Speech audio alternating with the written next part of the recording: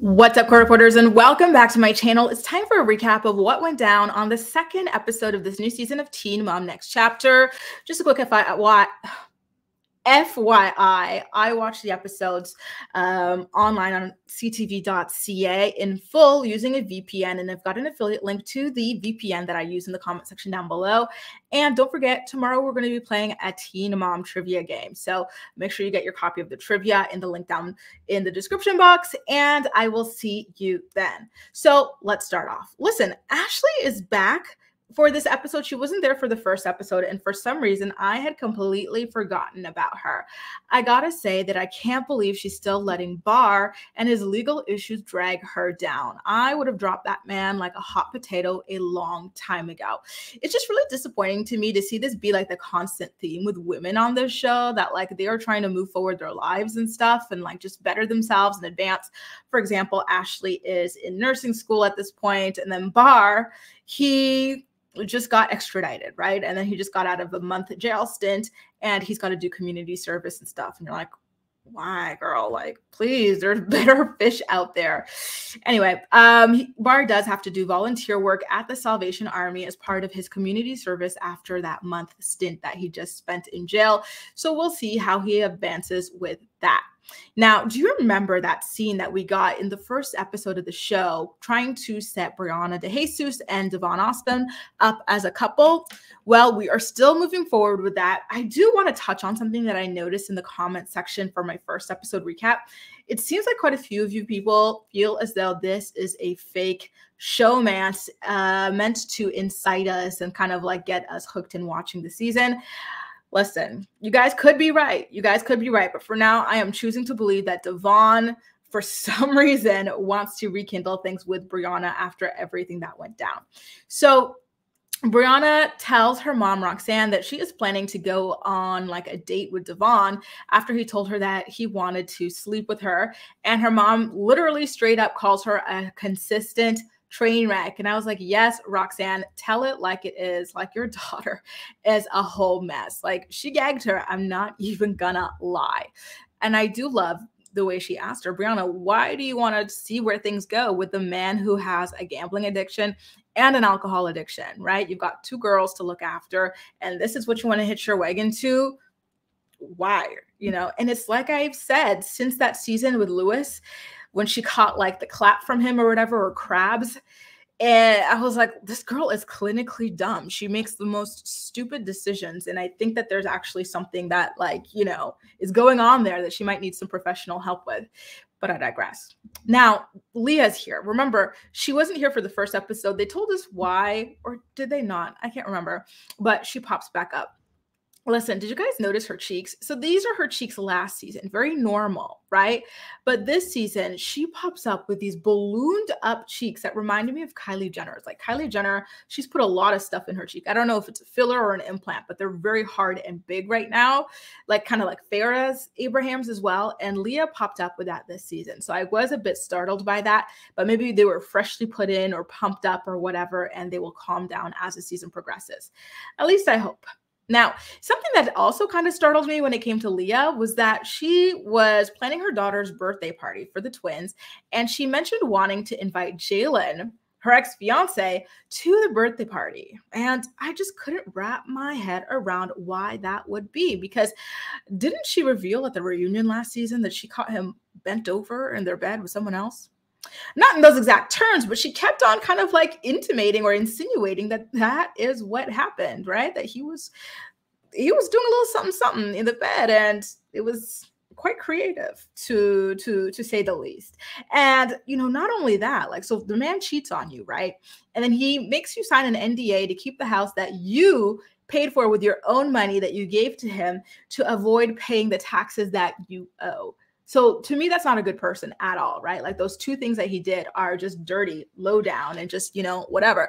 And I'm not saying that like him being allegedly bent over by somebody is the dirty thing. It's the fact that he cheated on her, right? And then he tried to play her when it came to the house. And he knew that that was bought with her money. Like that is not a person of integrity that I would want around me or my kids, right? So it is really interesting to me that she wants him at the birthday party. Like, very weird. you know, Leah's another one like Briana, where I think that they were left behind. So Ashley, okay, you guys, Bar is supposed to be doing his community service to avoid serving his full 6-year prison stint. And of course, he is not actually keeping up to date on it. He is mainly spending his time being idle on the couch. Again, I don't understand why she is with this man, how she could be attracted to somebody like this. It is just so frustrating to watch. So she starts getting really like anxious because she is feeling like, why is he doing this? Because if he doesn't complete the community service hours that he has to complete in the right amount of time, they will send him to prison for 6 years. That leaves me alone with our daughter. And God knows what his life is going to pan out like after he misses 6 years of it behind bars. Like the fact that she's stressed out over it. She's calling her sister and this man is just playing on his phone on the couch. Girl, like toss him to the curb and move on already. I don't understand why you married this man in the first place. In my opinion, he's a lost cause, right? It's just, it's a lot. And you know, they did show him going to the Salvation Army at the top of the episode to do his first volunteer stint, and the guy was so nice to him. He really tried to relate to him about his own story of homelessness and hitting rock bottom and stuff. So I don't understand why Bar didn't consistently go there. You know, it's very, very strange to me. He doesn't have a job. He's got nothing to do. Like, you know, when I first moved here to France, I used to volunteer twice a week. Remember, was it during the pandemic? I think, yeah, it was during the pandemic. And so we moved to like everything being digital and whatnot, right? And so that left a lot of old people shut out. So I was volunteering, teaching them how to use the internet and like, you know, laptops and smartphones and stuff like that. And I found time between working and a bunch of other things. And this man has nothing going on and he still can't do it. It's just ridiculous. Anyway, Briana, at this point, she goes out for dinner with Devon for that date that she had described with her mother, and she confronts him about his text to her asking whether or not they could sleep in the same bed. You know, whether he could put his Woody in her booty cheeks or something like that. Like, that's literally what he wanted, you know. They pretend that they just want to sleep all casually and whatnot, but nope, they always want to try something. So Devon plays it off like he just wanted to sleep back to back. Sure, Jan. And so at this point, Briana asked him, like, you know, how do we go from you hating me, us hating each other, to this now? And then Devon claims that he never hated her. And then she's like, well, were you secretly in love with me all this time? And then he looks at her like that is the truth. And then he says, you know, maybe the time was just never right. And this really pissed me off because Devon was not single for those 10 years, right? Like he had been in a long-term relationship with a woman who loved him and his daughter, like, immensely. So for him to disrespect her like that on television by saying that he's been in love with this girl, right, who's been just dragging him up and down Front Street, not only herself, but her mother as well, even though he had been trying, at least slightly, to be there for his daughter and another child that is not even his. Meanwhile, the second child's father is a POS, and they treat him with kids' gloves. It's just ridiculous, Devon. Like, you need to freaking, like, stand up because you are looking real weak in the knees right now. Like, that, sorry, but that was pathetic. So Briana tells Devon that she's hesitant to date him again, and he talks about how he feels like he would feel more complete as a man if his family were back together. So if he were back with Briana and they were living together with their daughter, Nova. And we all already know that he loves Stella, right? And like he tries to fill that gap that Lewis has left in her life. So that's what he wants. And so Briana says, okay, well, let's see how things would work with a family counselor to first, you know, before we really try anything. And so she invites Devon to set it up, and Devon is really gung-ho to set it up. Apparently he already has a counselor that he's been seeing that he wants to use for the session, which I'm like, all right, I guess we'll see how that pans out, Devoin. So at this point in her confessional, Briana Dejesus tells us that she wants to try to make things work with Devon for the sake of the kids, and that the kids deserve to know what it's like for their parents to be together. And I'm like, girl, what kids? Like, you only have one child with Devon. So you're mainly talking about Nova here, right? Stella, this would be a step-parent situation. So she still would not know what it's like for her parents to be together. Now, here's where things get really weird with Leah Messer. You know, I keep telling y'all, this girl is dizzy. Like, she is dizzy. She and Briana, a little bit more work was needed there with them. And so she goes out to lunch with her friend, and then she tells her friend that it turns out that Jaylan, the scammer, presented her with a fake deed to the house. And I'm like, girl, how stupid can you be? Like, not to be harsh and rude, but seriously, how stupid can you be? She was like, oh, he gave me this thing that like had our names on it and said it was a deed to the house. Well, you have to be there to sign it for yourself, for it to be an actual document and for it to be an actual deed. And Leah, you should know that as someone who already owned a house and as someone who was studying to be a real estate agent. This is why you couldn't do that real estate agent test, you know, and you pretended that the systems were shut down or whatever, right? Like, because you are not smart enough when it comes to these things to be a real estate agent. Like, seriously, I'm like, what? Like, oh my God, like, what the heck am I watching here? Like, honestly, imagine someone hands you a contract with your name and your signature on it, and you go, wow, for me?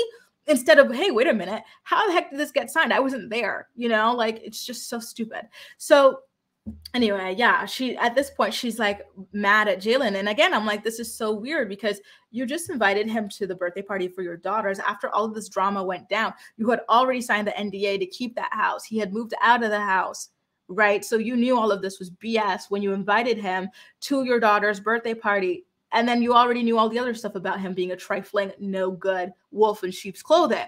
So it's just weird. Now, all of a sudden, she doesn't want him at her kids' birthday party. And I'm like, honestly, she's giving me a headache because I can't. I don't understand this line of thinking. Or can this even be considered thinking? Because I think it's a lack thereof. Anyway, Cory Wharton, he's still having issues with his daughter's health, and it's very, very sad to watch all of this go down. It is true. Every time you see his daughter, Maya, she looks like blue, pretty much. Like her tint is very, very like bluish grayish. And I'm like, oh my God, what's happening? I feel like, you know, like you just feel so anxious watching her on the screen. And I can't even imagine what that's like for her parents to be experiencing on a day-to-day basis and the anxiety that comes with that.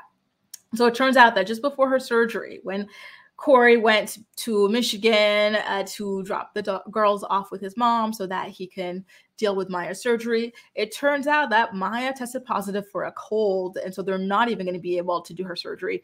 So he kind of, quote unquote, went to Detroit for nothing because now he has to bring back these girls because the surgery is not even happening. And so it's just like a lot. And he just was so overwhelmed. And his scene with his mom was really heartbreaking when the mom said that he was going to get through this. And he's like, I don't know, am I? And I'm like, oh God, this is so, so, so sad. Guys, Jade, you know, Jade has just been doing a whole lot of nothing this episode, just a bunch of like panicking and this and that, like just so much self-inflicted just drama, I feel like, when it comes to her. And it's really like getting irritating. I don't know. I feel like she's another one like Kale who just likes chaos and thrives in it. Okay. I feel like she was having all the anxiety before the cake testing because she knows it's not a good idea to marry Sean. Okay. Let's keep it real. I'm going to keep it a buck when it comes to my personal opinion on the situation. And I got to say that the way she treated her mom and daughter during this tasting was just like really rude. Truly. So she was already in this like really like she was on edge, right? And so her daughter wants to sit at the kiddie table, which is fine, right? Like whatever, go sit at the kiddie table, and then, you know, my mom and I will deal with this cake stuff, right?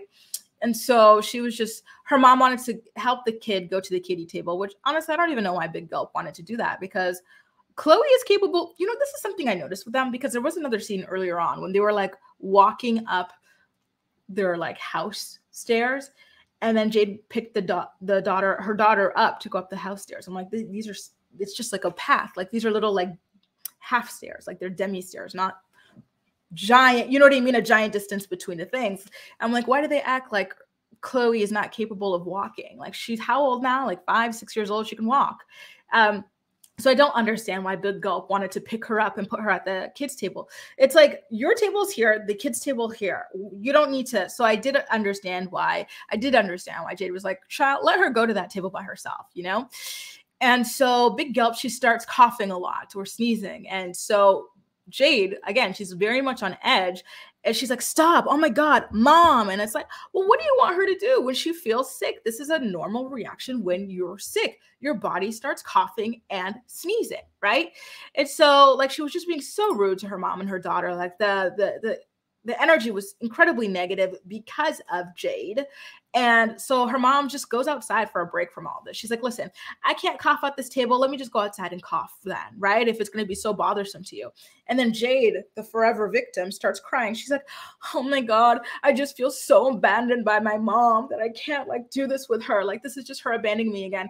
Meanwhile, she was so damn rude and snappy to her mom. Like, I would have left a little bit as well, just get some air and de-escalate the situation. So the way she acted to me was just plain ridiculous. And it's to me indicative of somebody who just likes feeling like a victim and just all the chaos and stuff. It's just too much. Jade, she's got a very like heavy aura to her that I just cannot stand. But it is what it is, you guys. What did you think about the second episode of the new season of Teen Mom Next Chapter? Make sure to let me know all your thoughts and opinions in the comment section down below. And as usual, we'll chat. That's all for now. Thank you so much for watching, and I'll see you next time.